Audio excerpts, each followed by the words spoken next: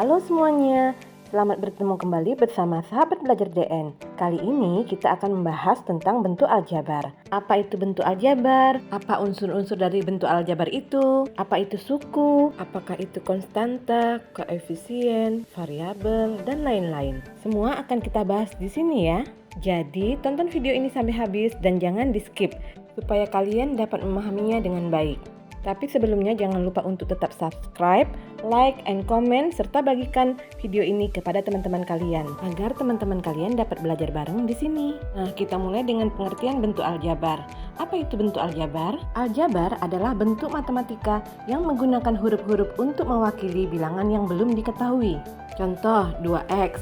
X adalah bilangan yang belum diketahui, jadi kita lambangkan dengan huruf X. Atau 3A tambah 4. Nah, di sini A juga merupakan huruf yang mewakili bilangan yang belum diketahui nilainya. Dan banyak lagi contoh-contoh bentuk aljabar lainnya.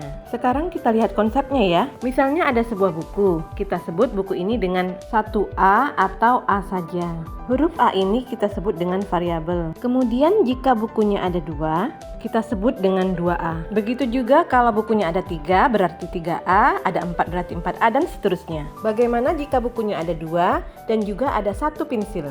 Pensil ini tidak bisa kita sebut dengan variabel A juga ya, karena buku dan pensil itu berbeda jenisnya. Pensil bisa kita kasih nama, misalnya dengan sebutan variabel B. Bentuk aljabarnya akan menjadi 2A tambah 1B atau 2A tambah B. Hurufnya tidak harus huruf A atau huruf B ya. Kalian bisa memakai huruf-huruf lainnya. Nah, misalnya ada satu bentuk permasalahan. Kita ingin merubahnya ke dalam bentuk aljabar. Bagaimana cara kita merubah permasalahan tersebut ke dalam bentuk aljabar? Contohnya seperti ini. Pak Bagus ingin menjual mangga hasil panen di kebunnya. Agar mudah terjual, mangga tersebut dikemas per keranjang dan per kotak. Banyak mangga pada setiap keranjang adalah sama. Begitu juga banyak mangga dalam setiap kotak adalah sama.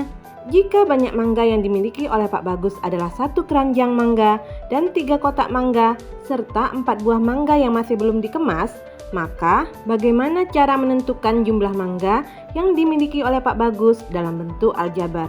Nah, sebelum kita sajikan dalam bentuk aljabar, terlebih dahulu kita juga harus menentukan permisalan dengan menggunakan variabel atau huruf ya. Perlu diingat, variabel itu dilambangkan dengan huruf kecil.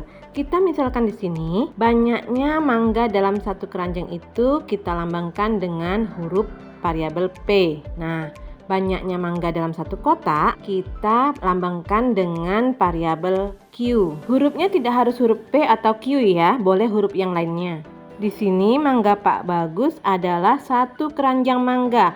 Berarti 1 keranjang mangga itu 1P atau P aja karena angka 1 itu tidak perlu disebutkan. Kemudian berapa lagi mangga Pak Bagus? 3 kotak mangga, berarti 3Q.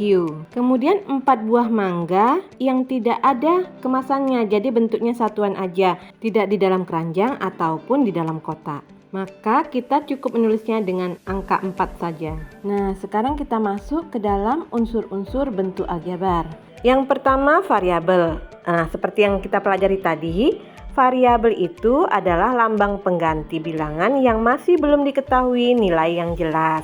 Biasanya pengganti bilangan ini menggunakan huruf kecil seperti A, B, C, atau yang paling sering digunakan yaitu huruf X. Kita ambil contoh bentuk aljabar P tambah 3Q tambah 4. Di sini yang merupakan variabelnya adalah P dan Q. Kemudian yang kedua yaitu koefisien. Koefisien adalah angka yang biasanya mengiringi huruf atau variabel. Koefisien letaknya di depan huruf atau di depan variabel. Pada contoh di atas, 1 dan 3 merupakan koefisien. 1 merupakan koefisien dari P dan 3 merupakan koefisien dari Q. Walaupun tidak tertulis angka satunya, P itu mempunyai koefisien 1. Kemudian lanjut yang ketiga yaitu konstanta. Konstanta adalah angka yang berdiri sendiri dalam sebuah persamaan di mana tidak ada huruf atau variabel yang mengikuti di belakangnya. Nah, dari contoh kita di atas tadi, menurut kalian mana yang merupakan konstanta? Ya, yang angka 4 adalah konstanta. Di sini angka 4 itu berdiri sendiri. Kemudian, unsur bentuk aljabar yang keempat yaitu suku. Suku adalah variabel beserta koefisiennya atau konstanta pada bentuk aljabar yang dipisahkan oleh operasi jumlah atau selisih. Dari contoh kita tadi, itu ada berapa suku? Ya, ada 3 suku. Suku yang pertama adalah P, suku yang kedua yaitu 3X, dan suku yang ketiga adalah 4. Kemudian, berdasarkan variabelnya, suku terbagi menjadi suku sejenis dan suku tidak sejenis. Suku sejenis adalah suku yang memiliki variabel dan pangkat dari masing-masing variabel yang sama.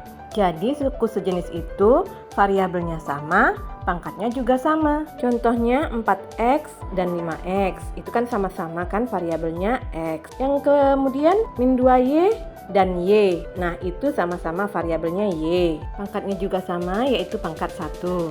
Contoh berikutnya 3X kuadrat dan min X kuadrat. Itu sama-sama variabelnya X dan pangkatnya sama-sama 2. Kemudian suku tidak sejenis. Suku tidak sejenis adalah suku yang memiliki variabel dan pangkat dari masing-masing variabel yang tidak sama. Suku tidak sejenis itu variabelnya beda dan pangkatnya juga berbeda.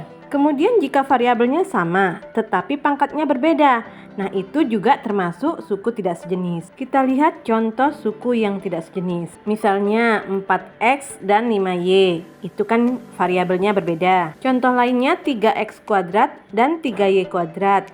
Nah, itu juga variabelnya berbeda walaupun pangkatnya sama. Contoh lain suku tidak sejenis adalah min 3Y kuadrat dan 2Y. Nah, ini walaupun variabelnya sama, tetapi pangkatnya berbeda. Yang satunya pangkat 2 dan Y yang satunya lagi berpangkat 1. Kemudian suku bisa kita bagi lagi, yaitu suku tunggal atau suku satu, atau disebut juga monomial. Monomial atau suku tunggal adalah bentuk aljabar yang hanya memuat atau terdiri dari satu suku saja. Contohnya 5X atau 3X pangkat 2 dan lain-lain. Kemudian ada juga suku 2 atau disebut binomial. Suku 2 adalah bentuk aljabar yang memuat atau terdiri atas 2 suku. Jadi sukunya ada 2 ya. Misalnya X tambah 5, itu ada 2 suku, yaitu sukunya X dan sukunya 5. Kemudian contoh yang lainnya 4Y kuadrat dikurang Y. Nah, itu juga ada 2 suku. Suku yang pertama adalah 4Y kuadrat. Suku yang kedua adalah min Y. Kemudian suku 3 atau trinomial, yaitu bentuk aljabar yang memiliki 3 suku. Contohnya 3X pangkat 2 dikurang X ditambah 7. Nah, di situ ada 3 suku ya. 3X kuadrat min X sama 7 ya. Kemudian contoh lainnya dari suku trinomial, A pangkat 3 dikurang 16B ditambah 10. Nah, di situ ada 3 suku, yaitu A pangkat 3, kemudian suku keduanya min 16B, dan suku ketiganya 10. Kemudian jenis suku yang lainnya adalah suku banyak atau polinomial. Suku polinomial adalah bentuk aljabar yang memuat lebih dari 3 suku. Contoh bentuk aljabar suku polinomial, misalnya 5X kuadrat dikurang 3X dikurang X kuadrat ditambah 6X dikurang 2. Nah, di situ ada 5 suku, yaitu 5X kuadrat, suku yang pertamanya, suku keduanya min 3X, suku ketiganya min X kuadrat, suku keempatnya 6X, dan suku kelimanya min 2. Contoh lainnya 2P kuadrat ditambah 3Q dikurang P kuadrat dikurang 10Q. Ayo, di situ ada berapa suku? Ya, ada 4 suku. Suku yang pertama 2P kuadrat, suku yang kedua 3Q, suku yang ketiga min P kuadrat, dan suku yang keempat min 10Q. Nah, demikianlah materi pelajaran kali ini tentang bentuk aljabar dan unsur-unsurnya. Untuk operasi hitung aljabar, itu akan kita bahas di video selanjutnya. Semoga video ini bermanfaat untuk kalian semuanya. Sampai ketemu di video selanjutnya. Selamat belajar, bye-bye.